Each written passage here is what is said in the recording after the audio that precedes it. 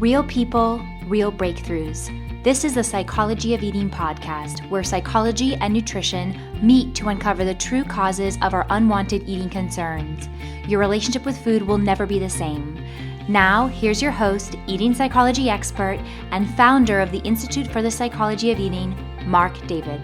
Welcome, everybody. I'm Marc David, founder of the Institute for the Psychology of Eating, and here we are in the Psychology of Eating podcast. I'm with Suzy today. Welcome, Suzy. Hey, welcome. Hi. I'm glad you're here, and I'm glad you're doing this. And let me just say a few words for listeners and viewers who might be tuning in for the first time, what we're doing. So in the Psychology of Eating podcast, we will have a session today, and we're going to work on whatever Suzy wants to work on. And the idea is to take what would normally be anywhere from 4 months to a year's worth of work and see if we can condense it and distill it into one session so, we can come away. So in this case, Suzy can come away with something useful, something tangible, maybe a breakthrough, an opening, a clear path. So that's the idea here. We're going to go for no more than an hour and hopefully make some things happen. So Suzy, if you could wave your magic wand and get whatever you wanted from this session, what would that be? I think it'd be a breakthrough. I've got to certain places in my life that I've been taking on new tasks and things, but it always seems to be something that gets in my way, sort of self-sabotage or other aspects. So it's really just to live and just to be, really, just to be happy with who I am.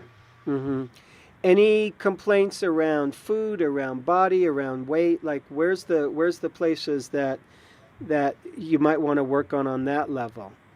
I have digestion problems. I was diagnosed with irritable bowel syndrome when I was about 21. I'm 37 now. So I have phases where it flares up, phases where it's okay, but more recently it's been quite bad. I've really cleared my diet up, cut out gluten, dairy, eggs, corn, and that's helped it. But it's just very stress and anxiety oriented, related. Mm-hmm. So there's the irritable bowel. Anything else you want to work on? I've had a bit of weight gain, probably about 10 pounds over the last few months. Depression, anxiety, panic attacks. I've had those in the past. Mm-hmm. They sort of go. And are you being treated for the depression and the anxiety attacks in any way? Not really. In the past, I've seen psychiatrists, psychologists, hypnotherapists, acupuncturists, nutritionists. Currently seeing a Czech practitioner on quite a lot of supplements and dealing with it that way. But I just feel there's more. I mean, the supplements and the diet's helping, but it's just not quite getting there. I feel as though my body's just not working properly. It just feels bunged up. Mm-hmm. And are you working right now? No, I've just got back from Thailand. I was in Thailand for just over 3 years. Now I've moved back to my mum's, mum and stepdad's, and I'm just lying low, just recuperating a little bit. Mm-hmm. So what's going to be next for you in terms of the next phase of your life? I'm not sure. I mean, obviously I'm doing the course, finishes that in May. I was thinking maybe New Zealand, but ultimately I've got working as a sort of a health coach in my head. Mm-hmm. I'm already a personal trainer. I've been Thai boxing for 6-7 years, so I want to sort of teach that. But more recently I've also got very bad lower back problems. So that's pretty much halted any exercise. That and my digestive issues and just general state of mind was the reason why I came back from Thailand, because I was fighting over in Thailand. So it just all got too much for me. Mm-hmm. So that's what you were doing in Thailand. You were doing Thai boxing. I was, yes. So is that like you were just studying it, or you're doing it professionally? Like, what does that look like?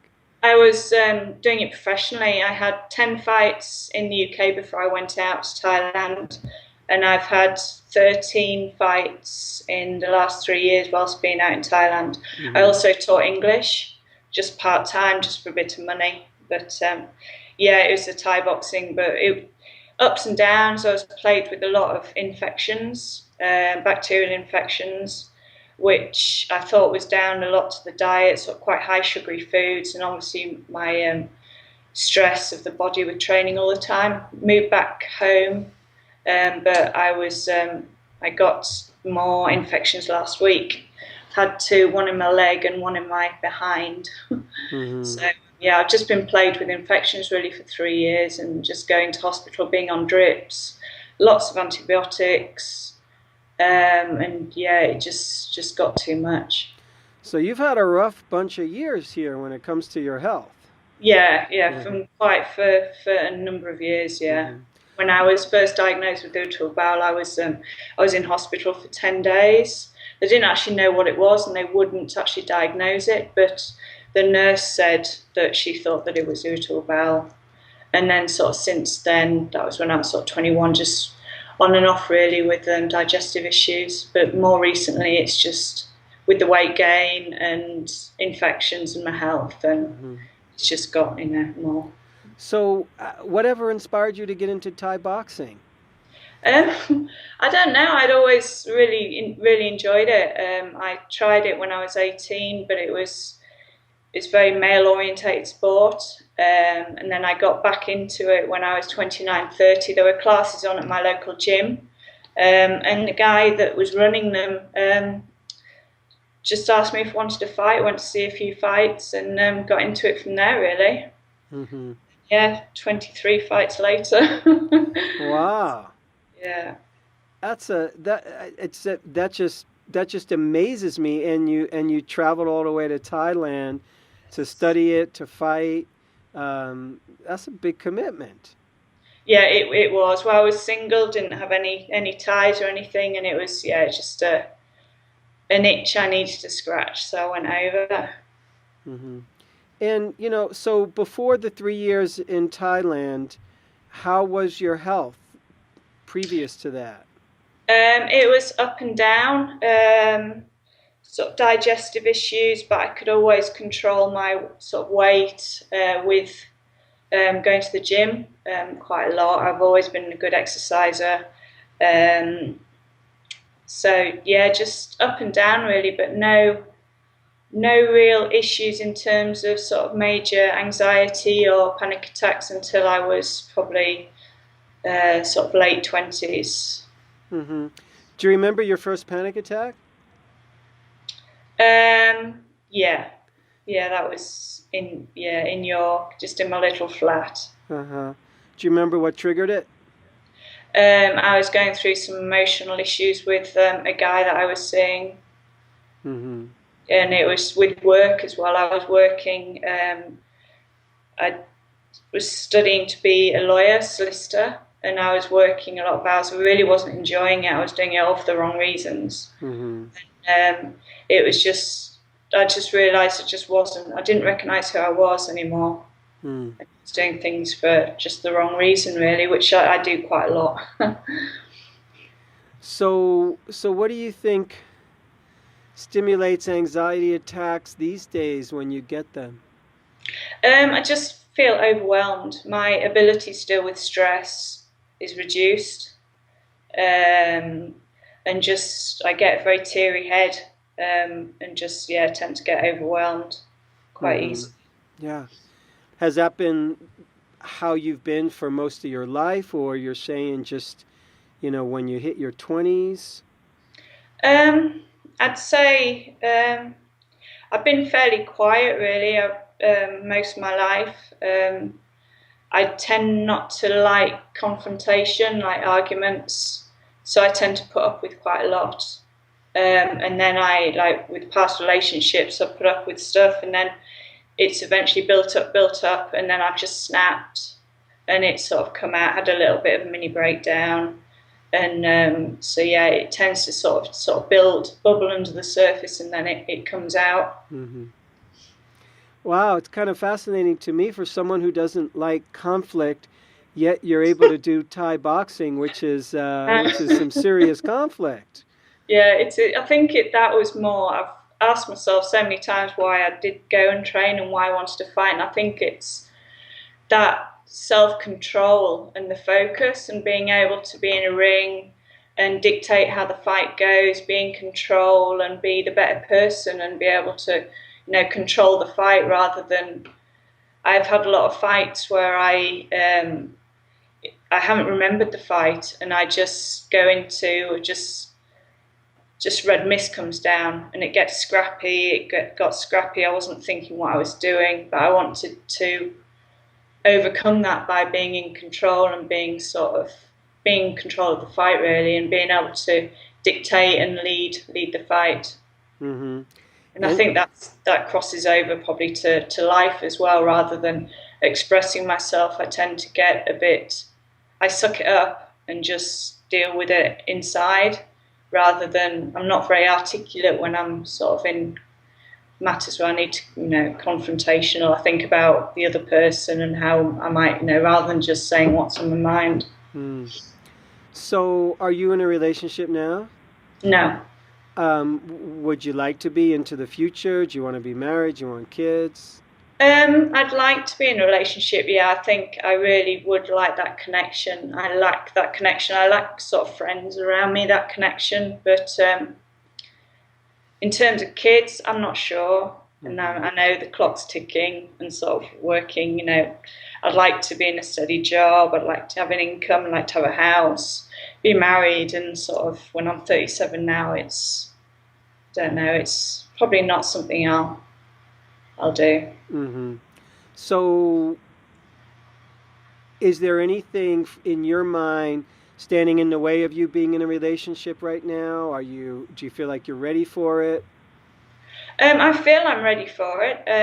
I know in the past with relationships, I've only had 2 serious relationships. I had one which was 3 years finished that when I was 25. And then before that, when I was 18, year and a half, but nothing else really. And I tend to go for the wrong type of guy and I change who I am. Mm-hmm. So I think that's in my head. I feel I need to work on myself. I feel I need to get strong. I feel I need to get good character and be strong with who I am before I meet someone. So I don't run the risk of sort of losing who I am again and living my life according to them. Getting clear on what I want out of life, I guess, before I, meet anyone else. So when you say I tend to pick the wrong guy, who's the wrong guy? Like name me a few just characteristics of what the wrong guy would look like or be like. Probably guys that have issues. I tend to want to help and sort of get caught up in that side of it. Guys that sort of the bad guy, I guess. Mm-hmm. And looking at the guys that I've my relationships in the past have been guys that have been quite popular. So yeah, I haven't had a good track record. So you go for guys that are popular or guys that sort of need to be fixed a little somehow, like problems that you kind of sounds like maybe you mother them a little bit or you're helping them, deal with their issues. Is that correct? Yeah, that's probably correct. Takes the focus off me then, sort of thing. I don't know. Yeah, and you also mentioned the bad guys. Like what does that mean to you? I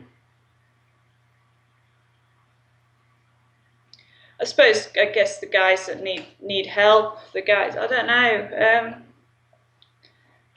I'm not sure. Mm-hmm. It's okay. Not sure. When you look at the health challenges that you have, and it sounds like it's you've gone through a lot, in terms of your back, in terms of mood swings or depression and digestive issues, and now recently weight gain. How do you see that? Like, what do you say to yourself when you look at all these challenges going on? Do you think, oh, this is happening because or wow, I wonder what's going on? Like, how do you talk to yourself about it all? Now I see it as, well, ways of, I don't know, let me think. Coming back from Thailand, I see that as sort of life telling me to slow down, really. I can't exercise now because of my back. I need to give myself some time off, really, just to feel a bit better.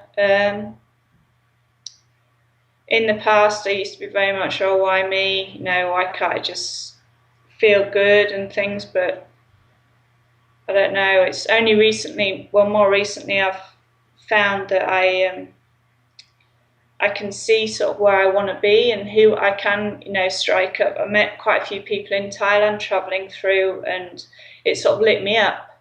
I got a lot of energy from that. I was chatty. I was outgoing and things, and that's what I want to be more like, Mm-hmm. But the digestion, it's just health problems. It just gets so frustrating. Just get really frustrated, especially now with the bloating and my stomach. It's just always, it's just constant. Like coming back from Thailand, I thought by now got back to the beginning of December. And I thought by now that I'd be feeling a bit better, but even catching up with friends, it tires me out. And then I think I'm, doing good, and then I just get really tired and emotional, and it's just, at the minute, I just feel I'm just struggling a bit. Mm-hmm. Really struggling. When do you feel best? Around positive people. Mm-hmm. Just when I'm having fun, around, I know that I need that. I used to sort of shut myself away, and I've not been alone, but haven't had like a lot of group of mates around all the time. I tend to sort of push people away and just deal with stuff on my own. When things go bad, I moved to a different country. Spent a year in Lanzarote, spent a year in Australia, then went to Thailand. It all sort of followed after an emotional time in my life when I had a bit of a breakup from a relationship, and so I want to be around more positive people and just be more sort of active and just happier. Mm-hmm. So do you want to stay in England? Not sure. I'm up for New Zealand. Maybe like to go to New Zealand next, or anywhere really. But then in my head as well, I'm conscious that I've done that before. I've moved away, but your problems follow you. So I know it's got to be done for the right reason. Now I've got to go away when I'm a little bit more focused, and because eventually the same cycle will happen when I just get really down and depressed again, and it's like just a recurring cycle. Mm-hmm. So what's it like for you to be in your mom's place now? When I first got back from Thailand, it was great. I had a really good feeling deep down that something good was going to happen. I felt great. It was just this energy in me that I just felt it was such the right decision, right thing to do. I'm conscious about being in my parents' house again. Mm-hmm. Going through all that and the different. I feel I'm growing quite a lot, and maybe sort of leaving mum behind a little bit. And I find that's quite hard, being, not reverting back to the child sort of thing, being an adult in my own right in my mum's house sort of thing. So ideally it'd be good to get a place of my own, but then I still need the people around because they've been away on holiday for 3 weeks. Get back tomorrow, so I felt quite lonely in that time that they've been away, so looking forward to them getting back. So was this the flat that you grew up in? Yes, this is the house I've been in. We've been in here since, for about 27 years, and then same village. My mum and stepdad. Mm-hmm. Got it. So Susie, I think I have some ideas and some thoughts, based on what you've shared so far, and I'd like to just, share those with you. On one level, because of the nature of what's going on for you with your health and with, your inner world, there's a lot. So we're not going to be able to solve all that and fix all that in one session. And obviously, so much of what you're dealing with in terms of digestion and in terms of your back and in terms of infections, these are medical challenges that I know you're getting some help for. I kind of want to start out talking big picture for you, because oftentimes what happens for us when we're dealing with a lot of different health issues or personal issues or both of them at the same time is that our energy goes to fixing the symptoms, which is understandable. If your digestion is not working, what's wrong? Let's fix it. If your back is going out, let's fix it. If I'm having anxiety attacks, how do I fix that? So a lot of your energy is going to go into okay, what's going on? And rightfully so, it should go there. So, for our time, I want to, take a step back and look at the big picture. So when I look at the big picture, I'm gonna just pull from little clues that you shared with me. You said at one point, when I asked you what's next for you, you said, oh, maybe New Zealand. And then you started saying how, yeah, but, your problems kind of follow you around. And I've been sort of wondering for you about the traveling piece. I've been a traveler. I've lived in different places. So I love that. I'm an adventurous person. And it sounds like you're a very adventurous person, which, I really admire. And at the same time, I hear you also wanting to settle down. I hear you wanting to be in a relationship. I hear you wanting to be grounded. And that feels like an important theme here. It almost feels to me like there's so much that's been going on for you for a long time. And a lot of that is about you learning how to be the real you, learning how not to sell yourself out in relationships of any kind and to express yourself. And, the truth is when we sell ourselves out and we're not being who we really are, symptom is likely to happen. And it could be any kind of symptom. It doesn't matter what. The body is often becomes this sort of collection place for our life. It becomes a reflection of who we are and what's happening. And with all this stuff going on for your body, it does feel like it's time for you to slow down. I mean, what bigger message could possibly be happening than that? If everything's starting to break, then it's time to stop, look around, listen, and really attend to self. And I get that you're doing that, moving back to your parents' place and being there, that's a way for you to attend to self. And it's not surprising to me that here you are ending up, in the house that you've spent so many years in as a young person, where you're almost, it feels like you're, sometimes we go back in time to correct things. I had a time in my life when my dad was dying of cancer and I moved back in with my parents to help take care of him. Ostensibly, I was moving in to help take care of my dad, but now I'm living in the house that I went to junior high school and high school in, and it brought up all these old memories. And all of a sudden, I'm back in my teen years again, even though I'm a young adult. So it feels like this is a time in your life where you're in an important transition. That's what I want to say. You're in a very important transition, and the decisions that you make now are going to count for a lot. They're going to be big. Tell me how old you are again. I'm 37, 30? going to be 38 Yeah. next month. So we're not teenager anymore then. You're not in your early 20s. You're in your late 30s now, and that's a time in life to really start to gather in your energy and to look to the future and say, okay, who do I want to be? You've collected a lot of information about your life and the world up to this point.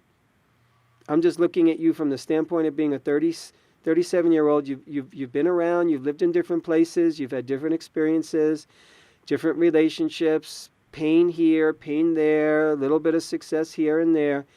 And now you're kind of looking at all of it. And I think this is important. This is an important time to ask, who am I and what do I really want? And what's the straightest road to get to where I want to go? I don't think this is a time for you to take a circular route to get where you want to go. I don't know. I don't think so.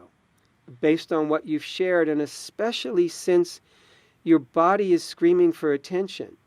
I want to say, I was fascinated about Thai boxing, because I'm fascinated by, martial arts, and have practiced them myself, but also fascinated at how you've described yourself as this person who can, you didn't use these words, but you kind of almost implied that, wow, I've gotten walked over in relationships, or I sold myself out.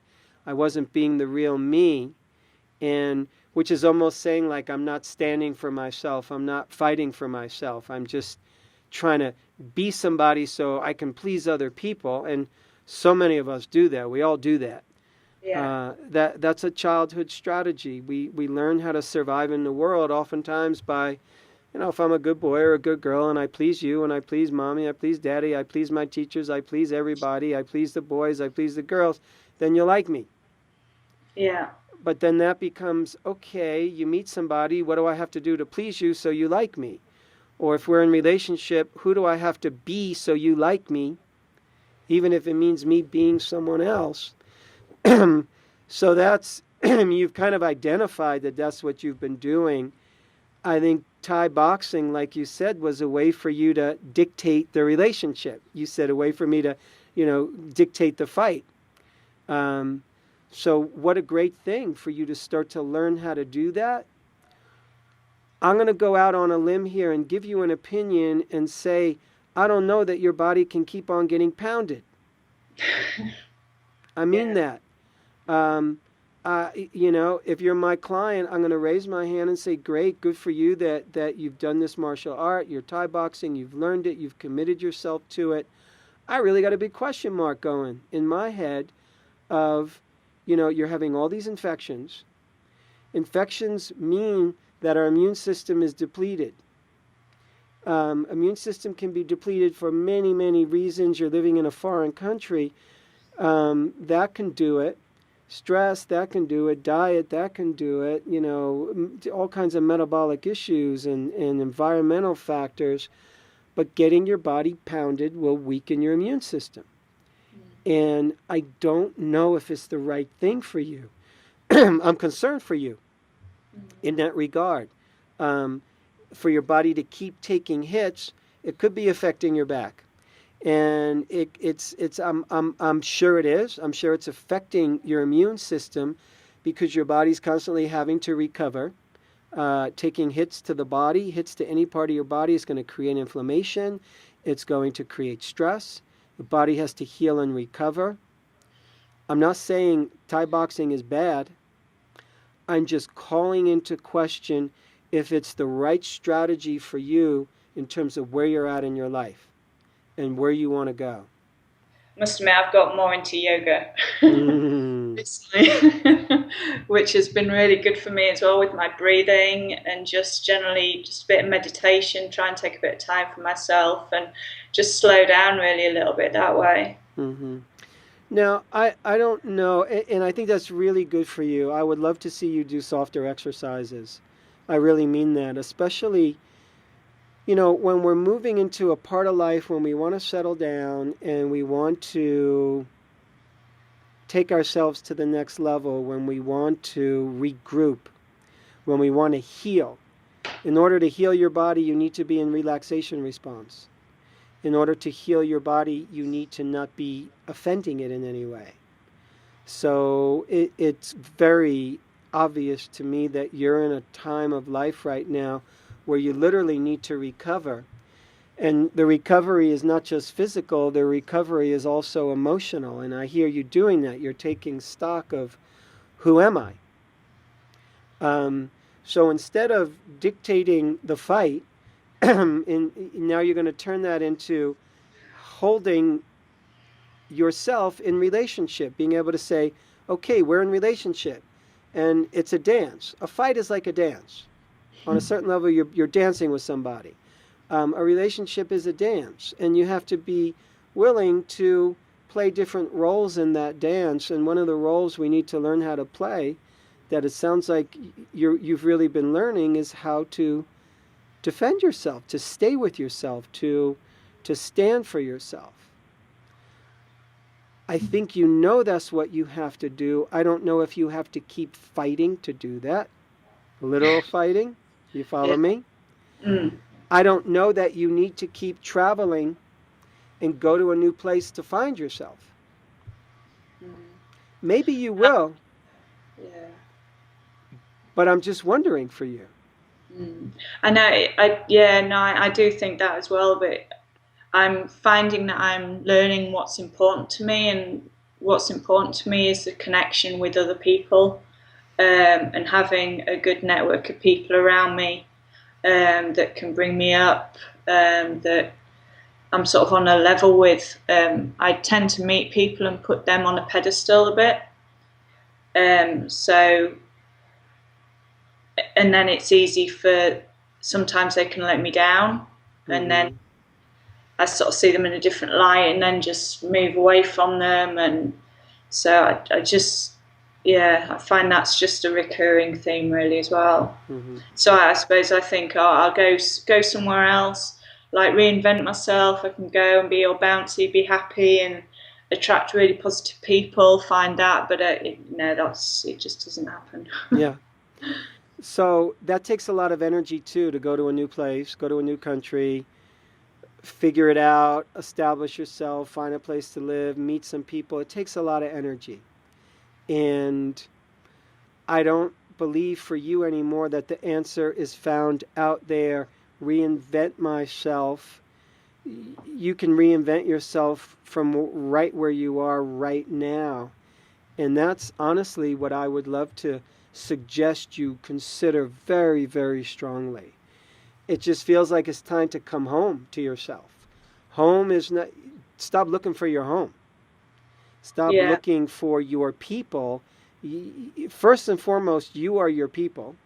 So it's kind of like finding you, and you're doing that. You're realizing what's important for you. And part of what's important for you is surrounding yourself with good people and loving people.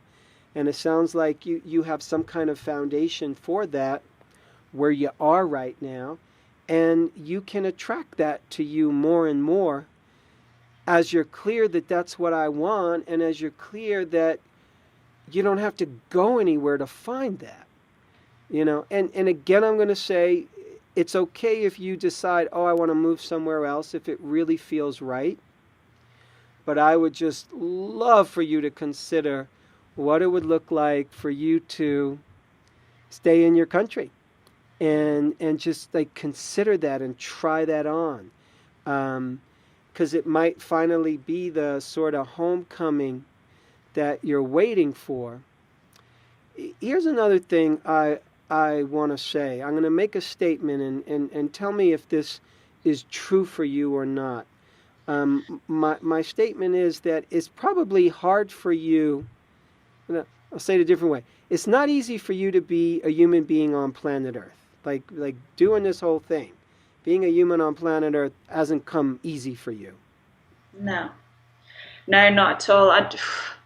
It's weird. I remember when I was, I think it must have been about 15, 16. I remember thinking, is this all life is? Is this it? Is this quite easy? Mm-hmm. And then from then it just all seemed to just get all tangled up, and I feel that I haven't.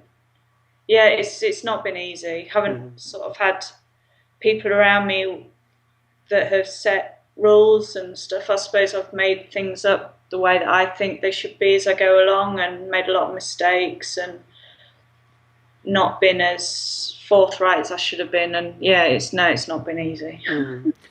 And that's what a lot of people experience. On one level, life isn't easy.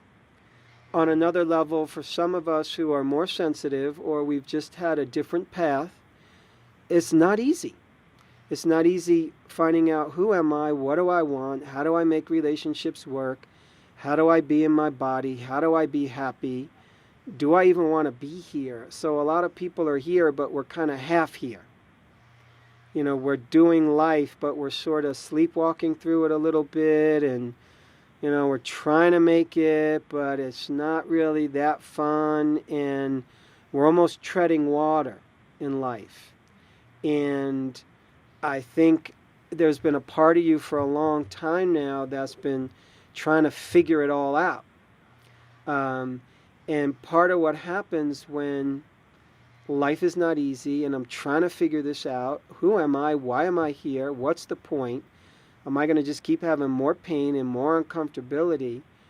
Part of what will flow from that is often symptom. Digestive issues and pain and mood and whatever. Emotional challenges are often connected to this place where we haven't fully agreed, okay, life isn't easy, but I'm here. Life isn't so fun all the time, but I'm here. And I'm going to commit to being here as long as I'm alive and doing the best I possibly can to make it work.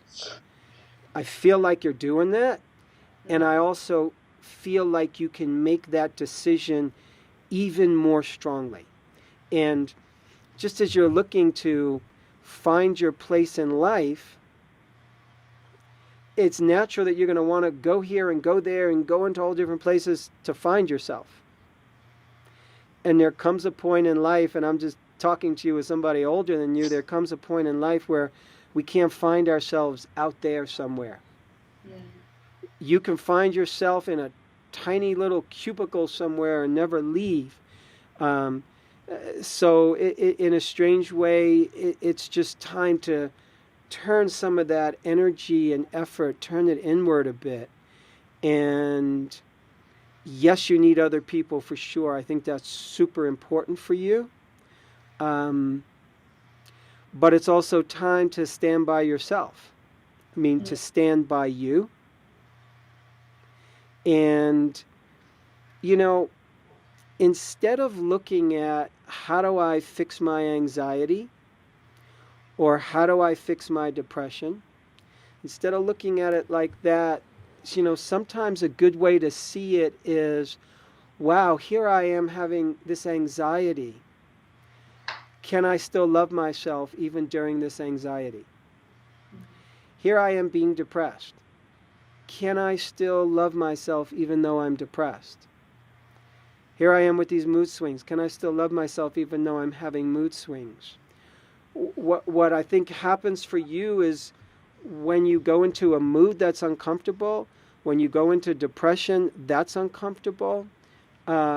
Obviously, anxiety is uncomfortable. Anxiety attack is uncomfortable. And an anxiety attack is triggered because, like you say, your threshold for stress is low and your system can't handle it. So what you're learning is to be present with yourself and your body. And it's not about getting rid of the anxiety, believe it or not. It's about being with it. So the anxiety attack is less the problem, and it's more the opportunity for you to be with your anxiety and learn how to just kind of wear it and absorb it and say, okay, I'm really anxious right now. Maybe I call my friend, maybe I call my mom, maybe I call, whoever it is, I reach out for help. And at the same time, I breathe And I love myself even though I'm having anxiety. So it's you learning how to stand by you even more. Because you probably haven't had that kind of support consistently. It doesn't sound like you've gotten that in your significant relationships all the time, where somebody's been able to stand for you and protect you. I don't know if that's true or not. No, that's true. That's true. So you do it for you first. As you start to do it for you, it's going to make it way easier for you to attract a partner who wants to treat you that way. If you're banging your head against the wall all the time, we will likely attract a partner who will be happy to help us bang our head against the wall. Because that's our behavior, and that's what they see, and that's who they've decided to like. This feels like a time in life where you have to sort of fall a little bit more in love with who you are. With all your imperfections. At some point in life, I think we need to fall in love with our own imperfections, fall in love with, yeah, I'm an emotional person. Yeah, I'm a sensitive person. Yeah, I get anxiety attacks. Yeah, I've got digestive issues. Can you still be in love with that person? It's kind of one of the reasons why it's actually easy for you to be in relationship with somebody who has problems or they're an underdog, because you have a lot of compassion for that. Because you're kind of the underdog. You know? So you see yourself in others. You see that sensitive person who needs some extra love and care. It's time to focus that a little more in your own direction.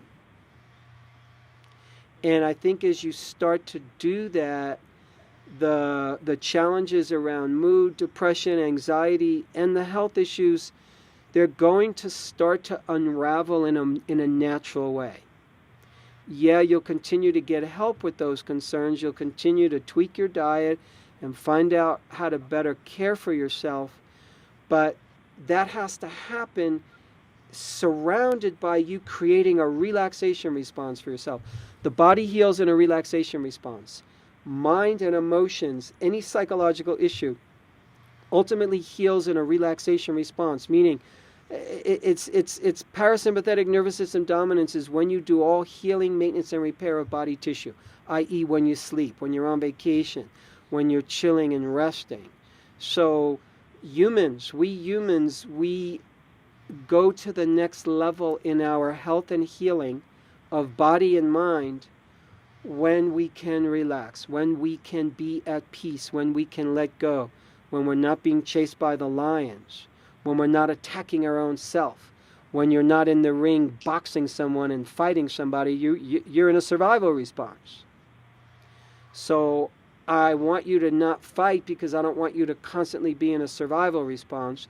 I want you to experience now what it means to be in more of a consistent, relaxed response to life. Because that creates the kind of physiology that will support the digestive system in healing. Your digestive system doesn't digest in a state of stress. Full-blown stress means poor digestion. Full relaxation means full digestion. Simply how we work. So all I'm asking you to do is look at the places in life where you can start to create more relaxation, which means love, acceptance. Stop pushing, stop fighting and forcing. Stop trying to find myself out there. That's a little stressful. And start loving myself without having to change myself. So it kind of starts right where you are right now. I think what you'll find is that it's less that there's something to fix. And again, I know you have a lot of challenges that you want to fix, but it's less something to fix and more about you making the choice to be with yourself in a different way than you ever have. And it really feels like sort of like a falling in love with yourself. It's sort of like the way you fall in love with another person, the way you put them on a pedestal. You're going to do that when you put yourself too low.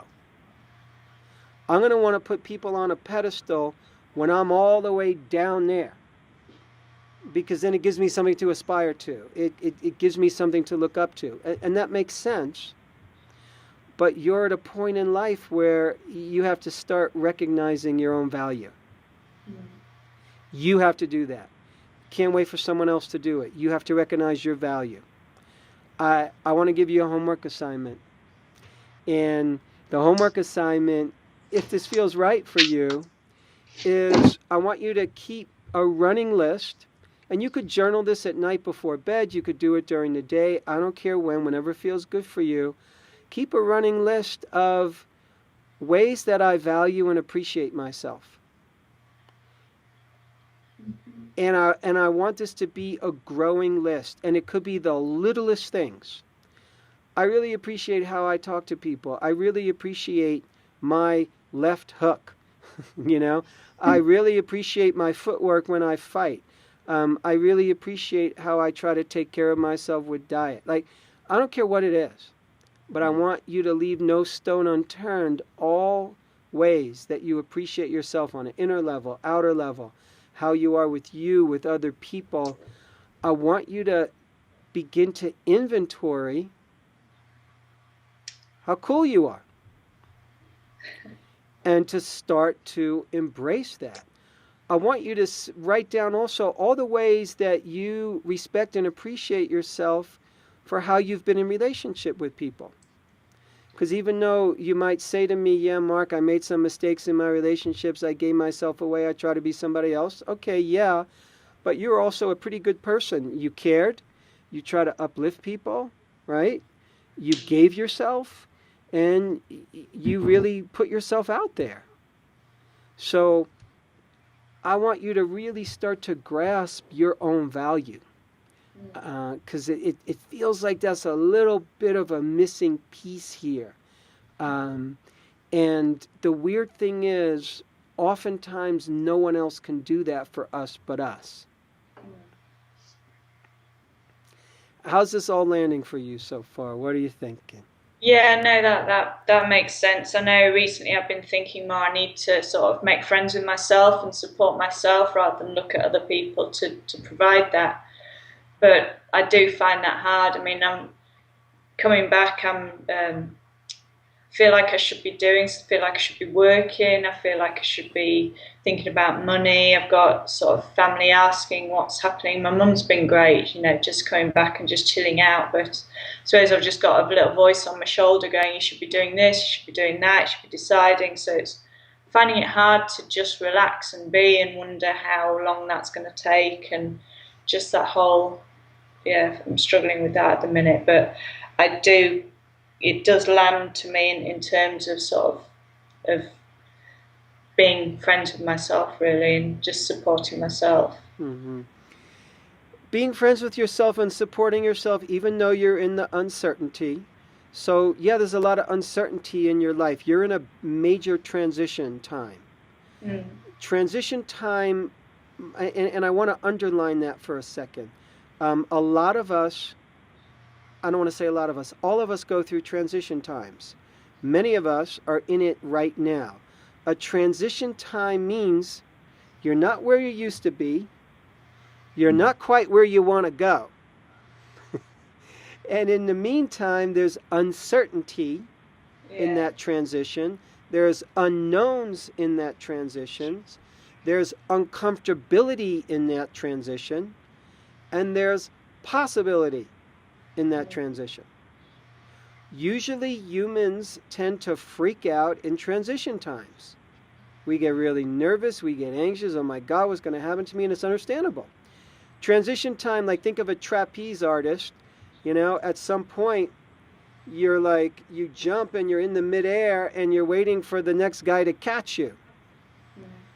And you're in a transition time. You don't know if the guy's going to catch you. You don't know how it's going to work out. So transition times ask us to really trust. Transition times ask us to build a different kind of muscle. So you can dictate the fight here, so to speak. You can dictate the transition time in part by understanding that there's going to be a lot of uncertainties and unknowns. That's natural. There will be natural fears. There will be natural concerns. And you can still love yourself through that process, be kind to yourself in that process, and understand that, yes, I don't have all the answers right now. And dig down for some trust that it's going to fall into place. That might mean coming up with a game plan for yourself. That might mean saying, okay, Mom, I need to be here with you for another 1 more month, 2 more months, 3 more months. Maybe you put a time on it. Or you give a time frame. Like, how about if I'm here from, another 2 to 3 months, and then after that I'm getting my own place or getting a job, whatever it is, to at least have some kind of target, or at least start that conversation. And maybe you're not ready. Maybe you say, hey, Mom, give me just a few weeks to figure this out, and then I'll, come up with a game plan. But acknowledge to yourself that you're in a transition time, which means uncertainty, which means life is asking you to trust and dig a little deeper into yourself and find you in all this.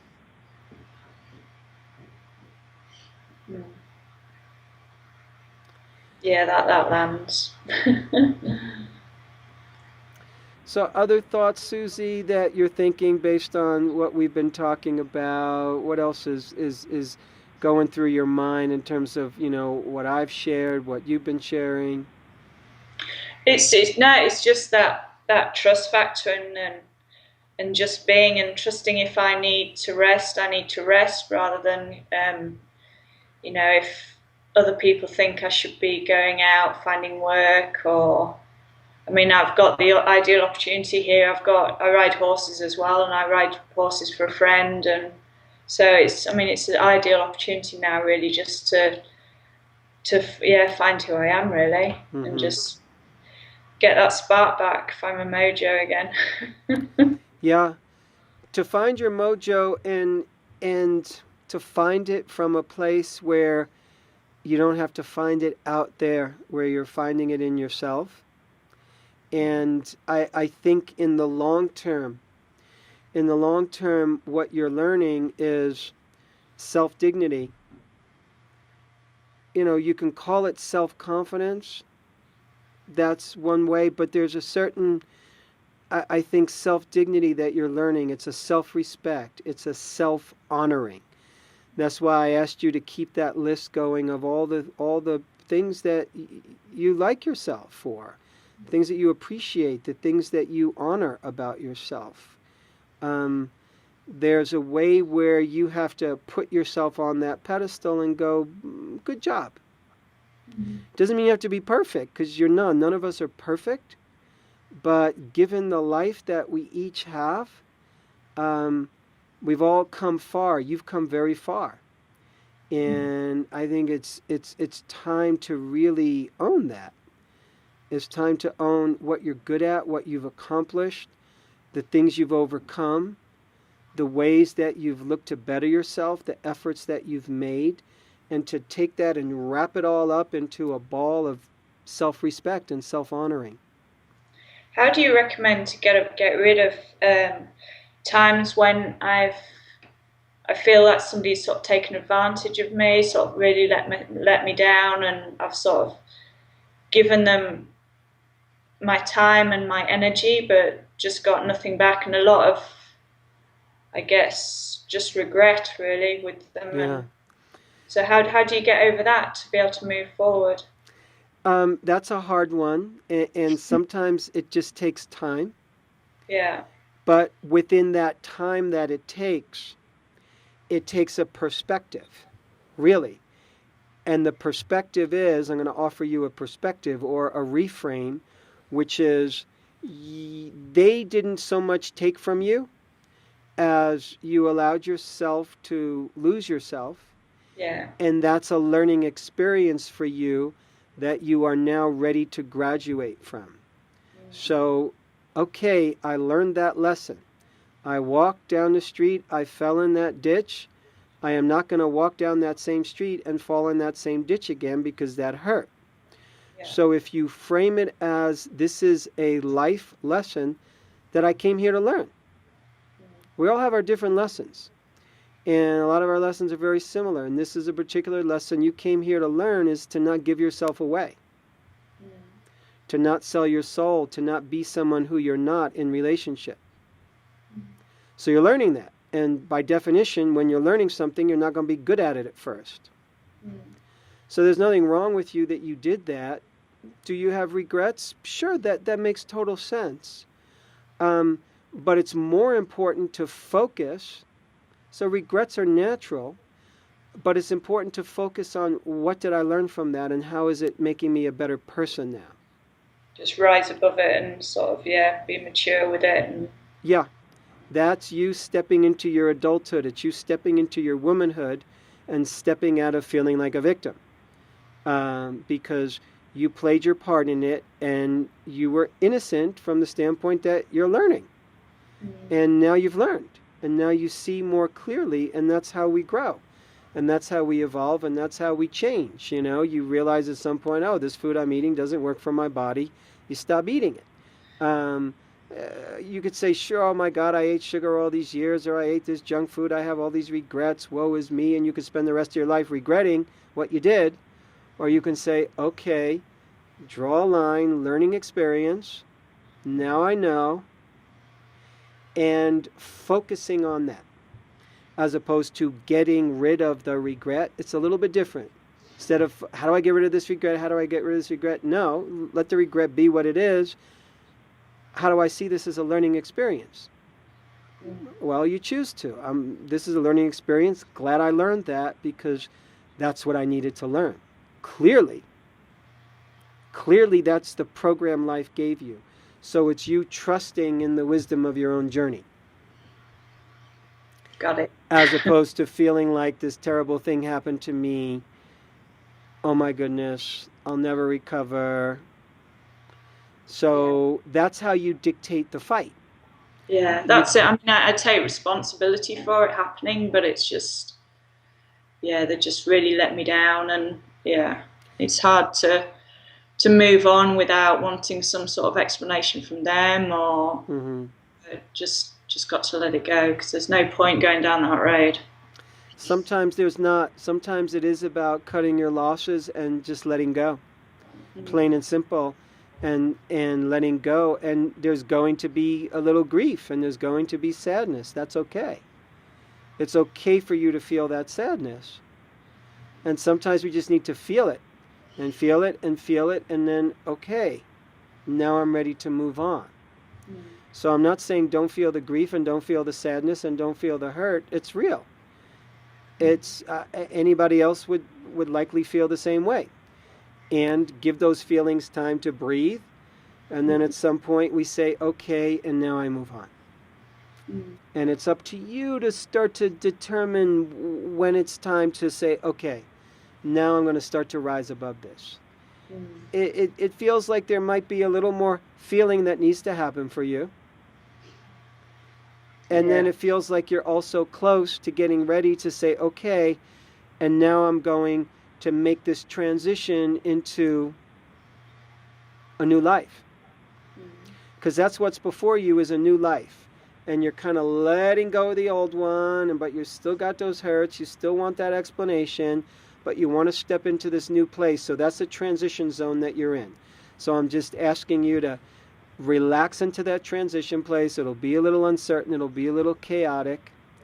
Rest. Take time as long as you can to heal. You're finding yourself. And welcome to life. It's just that thing of just keeping moving, I guess. I mean, it's exciting as well. It's exciting. Yeah, there you go. I've got so much, but it's just, just trusting and just moving forward and not dwelling. Exactly. Training your mind to do that. It's no different. Once again, it's dictating the fight that goes on in your mind. There's a fight in every one of our minds. We think stupid thoughts and nonsense thoughts. We think, thoughts that elevate us and help us. And oftentimes we're in very self-rejecting thoughts. So we have to learn how to dictate that conversation. So dictating the conversation means listening for it and going, oh, here I am being a victim. Here I am thinking that I'm the miserable one and thinking this is not going to work out. And whoa, wait a second. I can change that conversation a little. So instead of dictating the fight in the ring, I want you to dictate the conversation in your head more. Translate that skill that you do in the ring, translate it into your head. And notice when you go into those thoughts that pull you down and gently dictate something else. Make sense? That makes sense. Yeah. So, good job, Suzy. Thank you. Yeah. It's not as bad as we think sometimes. I think you're positioned for a big shift, and start to feel that. Start to really feel into this is a time for a big transition, which means a big shift, and it can be exciting if you start to tap into that excitement. No, thank you. It's good to have that reassurance and that lead as to sort of clear the way really as to where I do need to be going and what I need to be sort of primarily focusing on rather than getting caught up in all the little things going on. Just look at the big picture and just think, okay, where's life, taking me, and having a bit of guidance. So thank you. Yeah. Thank you, and thanks for being so honest and so open and so real. That was pretty amazing, and I really appreciate it, and really wishing you just the best healing journey that you could possibly have, and I just feel it's going to turn out good for you. Yeah, hopefully. I feel as though there's something big out there, something good for me personally waiting where it's got to be. So looking forward to it. Great. Thanks so much, Suzy. Thank you. And thanks everybody for tuning in. I'm Marc David. On behalf of the Psychology of Eating podcast, there's lots more to come, my friends. Take care. I hope this was helpful. Thanks for listening to the Psychology of Eating podcast. To learn more about the breakthrough body of work we teach here at the Institute for the Psychology of Eating, please sign up for our free video series at ipe.tips. That's I for Institute, P for Psychology, E for Eating.tips, TIPS.